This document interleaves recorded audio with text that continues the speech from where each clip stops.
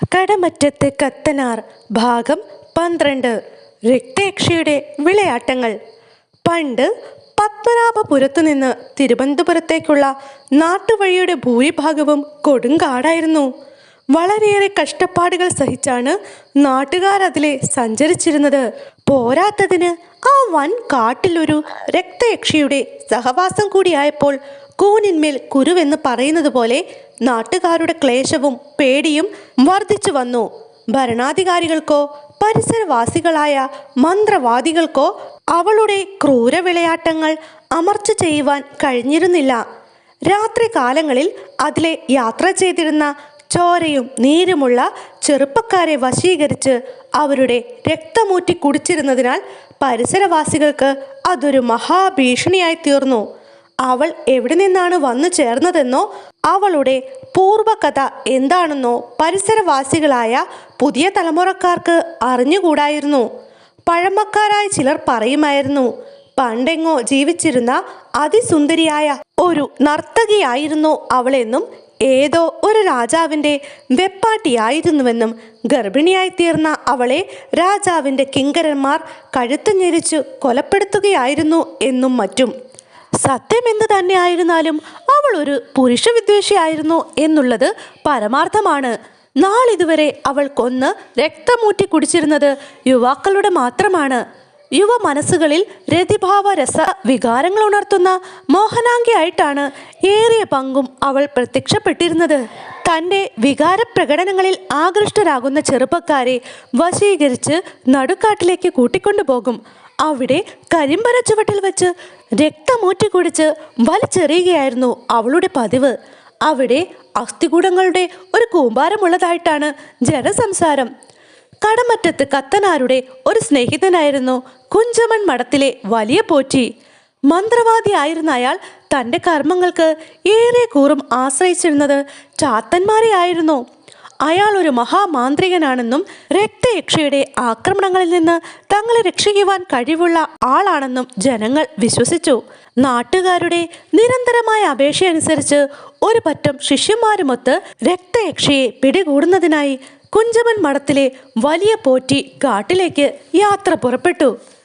കാട്ടിലെത്തിച്ചേർന്ന കുഞ്ചമൺ പോറ്റിയും ശിഷ്യന്മാരും കളം വരച്ച് പത്മമിട്ട് വിളക്ക് വെച്ച് പെരും പന്തങ്ങളും കൈത്തിരി കോൽത്തിരികൾ മുതലായവയും കത്തിച്ച് അഷ്ടഗന്ധം ചന്ദനത്തിരി എന്നിവയെല്ലാം പുകച്ച് വിധിയാം വണ്ണം പൂജകൾക്ക് പ്രാരംഭം കുറിച്ചു. 2 കൈകളിലും ചെത്തിപ്പൂക്കൾ വാരിയെടുത്ത് കണ്ണടച്ചിരുന്ന് മന്ത്രങ്ങൾ ഉരുവിട്ടുകൊണ്ട് പോറ്റി രക്തയക്ഷയെ ആവാഹിച്ചു.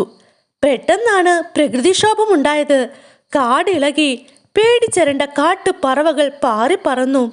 ആകാശത്ത് കൊള്ളിയാൻ മിന്നി, ഇടിമുഴങ്ങി, ചീറിയടിച്ച കാറ്റിൽപ്പെട്ട് വിളക്കുകൾ അണഞ്ഞു. കത്തിച്ചു കുത്തിയിരുന്ന പന്തങ്ങൾ അണഞ്ഞു. എങ്ങും കൂറ്റാക്കൂരിട്ട് പേടിപ്പെടുത്തുന്ന പരിസരം. ദിഗന്ധങ്ങൾ ഭേദിക്കുമാറുള്ള അട്ടഹാസ ചിരികൾ ഉയർന്നു. പരിഭ്രാന്തരായ കുഞ്ചമൺ പോറ്റിയും ശിഷ്യന്മാരും സർവവും ഉപേക്ഷിച്ച് പ്രാണരക്ഷാർത്ഥം പരക്കം പാഞ്ഞു. ഉടുതുണി പോലും നഷ്ടപ്പെട്ടിരുന്ന അവർ പല വഴികളിലായി യക്ഷിക്കാട്ടിൽ നിന്ന് ഓടി രക്ഷപ്പെട്ടു. രക്തയക്ഷിയെ പിടിക്കുവാൻ കുഞ്ചമൺ പോറ്റിക്കുണ്ടായ പരാജയം നാട്ടുകാരുടെ ഭീതി വർദ്ധിപ്പിച്ചു. ഇനി എന്താണ് ചെയ്യേണ്ടത്?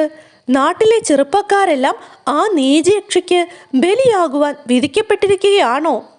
ഇനി ആരാണ് ഒരു സഹായത്തിനുള്ളത്? ഇങ്ങനെ പലതും ചിന്തിച്ച് വേവലാതി പൂണ്ട നാട്ടുകാർ അവസാനമായി മഹാമാന്ത്രികനായ കടമറ്റത്ത് കത്തനാരെ കണ്ട് സങ്കടം ബോധിപ്പിക്കുവാൻ തീരുമാനിച്ചു. അച്ഛനെ കണ്ട് സങ്കടമുണർത്തിച്ച അവർ പൊന്നും പണവും കാണിക്കയായി സമർപ്പിച്ചു.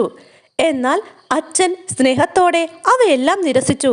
എന്നിട്ട് കടമറ്റത്തച്ഛൻ അന്ന് രാത്രിയിൽ തന്നെ വേണ്ടുന്ന പരിഹാരം ചെയ്തു കൊള്ളാമെന്ന് അവർക്ക് വാക്കുകൊടുത്തു. നാട്ടുകാർ സമാധാനത്തോടെ മടങ്ങി. പറഞ്ഞിരുന്നത് പോലെ അന്ന് രാത്രിയിൽ തന്നെ കടമറ്റത്ത് കത്തനാർ യക്ഷിക്കാട്ടിൽ എത്തിച്ചേർന്നു. അന്ന് നിലാവുള്ള രാത്രിയായിരുന്നു. കാടിൻ്റെ നടുവിൽ ഒരു കൂറ്റൻ കരിമ്പന ആകാശം മുട്ടുമാറ് വളർന്നു നിന്നിരുന്നു. പൂർണ്ണചന്ദ്രൻ പനയോലകളിൽ വെള്ളി പൂശുന്നുണ്ടായിരുന്നു. ഇളങ്കാറ്റാൽ നൃത്തം ചെയ്യുന്ന പനംപട്ടകൾ, ഒപ്പം കൊഞ്ചുന്ന ചിലങ്കകളുടെ കിളിനാദവും. അവിടെ എന്തെല്ലാമോ പന്തികേടുള്ളതായി കത്തനാർക്ക് തോന്നി. പെട്ടെന്ന് എന്തോ ശബ്ദം കേട്ട് കാട്ടുകിളികൾ ഉണർന്നു. പുൽമേടുകളിൽ വിശ്രമിച്ചിരുന്ന കുറുനരികൾ താളം തെറ്റിച്ച് ഓരിയിടുവാൻ തുടങ്ങി. കടവാവലുകൾ ചിറകടിച്ച് തലങ്ങും വിലങ്ങും പറന്നു.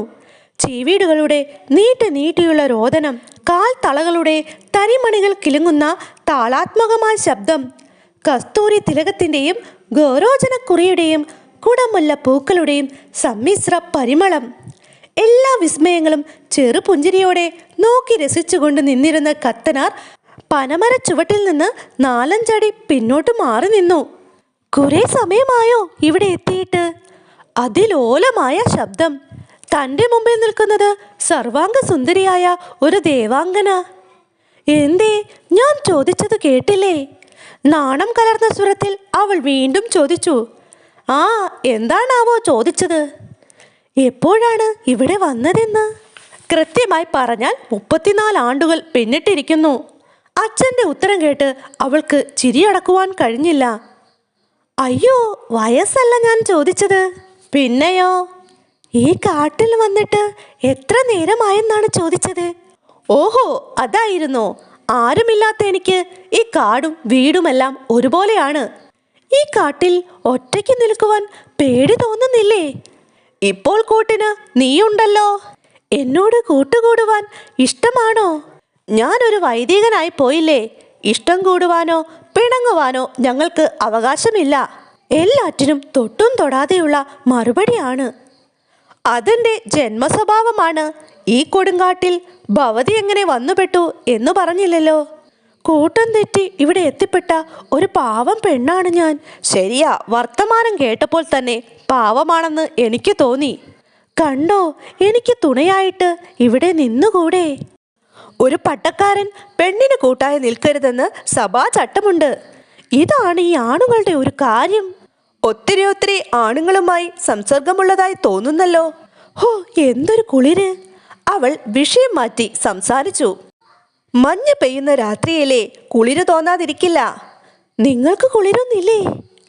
ഈ പാവം കത്തനാർക്ക് മഞ്ഞും മഴയും വെയിലും വേനലുമെല്ലാം ഒരുപോലെയാണ്. ഒരിത്തിരി താമ്പൂലം ചവച്ചിരുന്നെങ്കിൽ ഈ കുളിരിന് ഒരാശ്വാസം കിട്ടുമായിരുന്നു. ആകാമല്ലോ.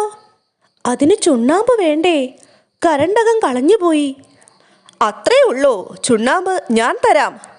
ഹോ, ഉപകാരമായി. ഇങ്ങടുത്തു വരൂ. കടമറ്റത്തച്ഛൻ കപടവേഷക്കാരിയായ രക്തയക്ഷിയെ തൻ്റെ അടുത്തേക്ക് വിളിച്ചു. അടുത്തു വന്നുകൂടെന്നല്ലേ നേരത്തെ പറഞ്ഞത്? അവൾ ചിണുങ്ങിക്കൊണ്ട് പറഞ്ഞു. അയ്യോ പാവം, ഞാൻ ചുണ്ണാമ്പ് തരാനായിട്ടാണ് വിളിച്ചത്. ഒരു നീണ്ട മുള്ളാണിയുടെ അറ്റത്ത് ചുണ്ണാമ്പ് നീട്ടിക്കൊണ്ട് കത്തനാരച്ഛൻ പറഞ്ഞു. എന്നാൽ കരണ്ടകത്തോടെ തന്നേക്കാം. തൻ്റെ ലോഹയുടെ കീശയിൽ കൈയിട്ടുകൊണ്ട് അച്ഛൻ പറഞ്ഞു. നാണത്തോടെ തലയും കുമ്പിട്ടുകൊണ്ട് അവൾ അച്ഛൻ്റെ അടുത്തേക്ക് ചെന്നു. കരണ്ടകം വാങ്ങുന്നതിനായി നീട്ടിയ അവളുടെ കരത്തിൽ പിടികൂടിയ കത്തനാരച്ഛൻ തൻ്റെ കയ്യിൽ കരുതിയിരുന്ന നീണ്ട മുള്ളാണി അവളുടെ ശിരസിൽ തറച്ചു. പിന്നെ അവൾക്ക് ഭീകരരൂപം പ്രാപിക്കുവാനോ കാട് വിറപ്പിക്കുവാനോ കഴിഞ്ഞില്ല. പ്രേതശക്തികളെല്ലാം നഷ്ടപ്പെട്ട അവൾ കത്തനാരുടെ ചൊൽപ്പടിക്ക് നിന്നു. കടമറ്റത്ത് കത്തനാരുടെ വരുതിയിലായ കള്ളിയങ്കാട്ട് നീലി എന്ന രക്തയക്ഷി അദ്ദേഹത്തിൻ്റെ പിന്നാലെ യാത്ര തുടർന്നു. ഒരു സാധാരണ പെൺകുട്ടിയെപ്പോലെ അദ്ദേഹത്തോടൊപ്പം സഞ്ചരിച്ചിരുന്ന അവളെ ആരും തിരിച്ചറിഞ്ഞില്ല. 2 ദിവസത്തെ തുടർന്നുള്ള യാത്രയ്ക്ക് ശേഷം കടമറ്റത്തച്ഛനും കള്ളിയങ്കാട്ട് നീലിയും ആലപ്പുഴയ്ക്കടുത്തുള്ള ഒരു ഗ്രാമത്തിൽ എത്തിച്ചേർന്നു. അന്നവിടെ അച്ഛൻ്റെ അകന്ന ബന്ധുവായ ഒരു അമ്മായി താമസിച്ചിരുന്നു. അവരുടെ വസതിക്ക് മുന്നിലെത്തിയ കത്തനാരച്ഛൻ കതകിൽ മുട്ടിവിളിച്ചു. അമ്മായി, അമ്മായി. ആരാത്? അമ്മായി വാതിൽ തുറന്നു. അല്ല, ഇതാര്? കൊച്ചു പോലൂസ് കത്തനാരോ? അമ്മായിക്ക് സുഖം തന്നെയോ? കത്തനാരച്ഛൻ കുശലം ചോദിച്ചു. ഒറ്റാന്തടിയായി കഴിയുന്ന എനിക്കെന്തോന്ന് സുഖവും ദുഃഖവും. ആ, കയറിയിരിക്ക്. ഇതേതാ ഈ പെണ്ണ്? ഇതൊരു അനാഥ പെണ്ണ അമ്മായി, ആരോരുമില്ലാത്ത ഒരുത്തി. കഷ്ടപ്പാടുകളൊക്കെ കേട്ടപ്പോൾ ഞാൻ ഇങ്ങ് കൂട്ടിക്കൊണ്ടു പോന്നു. എവിടെയുള്ളതാ? അങ്ങ് തെക്കാ. ആ, നിങ്ങളിരിക്ക്, ഞാൻ ഇത്തിരി കാപ്പി അനത്തിക്കൊണ്ട് വരാം. അടുക്കള എവിടെയാന്ന് കാണിച്ചു കൊടുത്തേച്ച് അമ്മായി ഇവിടെ ഇരിക്ക്. കുശിനിപ്പണിക്ക് ഇവൾ കേമിയാ അല്ലേടി? അതെ എന്ന അർത്ഥത്തിൽ കള്ളിയങ്കാട്ട് നീലി തലയാട്ടി. എങ്കിൽ പിന്നെ എനിക്കൊരു തുണയായിട്ട് ഇവളിവിടെ നിന്നോട്ടെ. അതൊക്കെ അമ്മായിയുടെ ഇഷ്ടം, എന്നാലും സൂക്ഷിച്ചോളണം. കത്തനാരച്ഛൻ പറഞ്ഞു. ദാ ആ കാണുന്നതാ കൊച്ച അടുക്കള. കാപ്പിപ്പൊടിയും ചക്കരയുമൊക്കെ ആ തട്ടിൻ പുറത്തിരിപ്പുണ്ട്. പോയി കാപ്പിയിട്ടോ. അമ്മായി, എനിക്ക് വല്ലാത്തൊരു ക്ഷീണം. ഞാനൊന്ന് കുളിച്ചേച്ച് പുറത്തു പോയി ഒരാളെ കണ്ടേച്ച് വെക്കമിങ്ങ് വന്നേക്കാം. കുളിയും കാപ്പിക്കുടിയും കഴിഞ്ഞ് കടമറ്റത്തച്ഛൻ പുറത്തേക്ക് പോയി. പെട്ടെന്ന് തന്നെ പണിയെല്ലാം തീർത്തു വന്ന യക്ഷിയോട് അമ്മായി കുശലം അന്വേഷിച്ചു. ആ, നിന്റെ പേരെന്തോന്നാ പറഞ്ഞത്? അതോ, അത് നീലി. കർത്താവേ, പെൺപിള്ളേർക്ക് ഇങ്ങനെയും പേരിടുവോ? അമ്മായി ആശ്ചര്യപ്പെട്ടു. അവൾ കുമ്പിട്ടു നിന്ന് ചിരിച്ചു. അതെന്തെങ്കിലും ആയിക്കോട്ടെ, നീ ഇങ്ങ് അടുത്ത് വന്നേ. ഇത് എന്തോരം തലമുടിയാ പെണ്ണേ. അപ്പിടി ചെടയും പിടിച്ചു ഒരുമാതിരി കാട്ടാളത്തിയെപ്പോലെ. അവളെ വിളിച്ച് തൻ്റെ മുമ്പിലിരുത്തിയ അമ്മായി അവളുടെ മുടിയിഴകൾ വിടർത്തി ചെട മാറ്റുവാൻ തുടങ്ങി. ഹോ, പനങ്കുല പോലത്തെ മുടി ഒരു സൂക്ഷവുമില്ലാതെ നശിപ്പിച്ച് കളഞ്ഞിരിക്കുകയാണല്ലോ. ഇങ്ങനെ പലതും ചോദിച്ചും പറഞ്ഞും മുടിയിലെ ചെട വിടർത്തിക്കൊണ്ടിരിക്കുന്ന അമ്മായിയുടെ വിരലുകളിൽ അവളുടെ ഉച്ചന്തലയിൽ തറഞ്ഞു കയറിയിരിക്കുന്ന മുള്ളാണി ഉടക്കി. എൻ്റെ പൊന്നു കർത്താവേ, ഈ പെങ്കൊച്ചിന് വേദനയും അറിയാൻ വയ്യേ. തലയിൽ കണ്ടോ മുള്ളാണി കുത്തിക്കേറിയിരിക്കുന്നത്. സഹതാപപ്പെട്ടുകൊണ്ട് അമ്മായി അവളുടെ ശിരസിൽ നിന്ന് മുള്ളാണി ഇളക്കി ഊരിയെടുത്തു.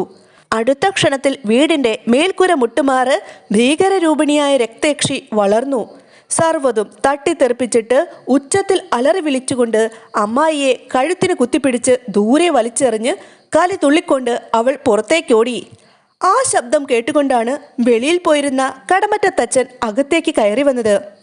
അമ്മായിയുടെ നിലവിളിയും അന്താളിപ്പും കണ്ടപ്പോൾ കാര്യത്തിൻ്റെ നിജസ്ഥിതി കത്തനാരച്ഛന് ഊഹിക്കുവാൻ കഴിഞ്ഞു.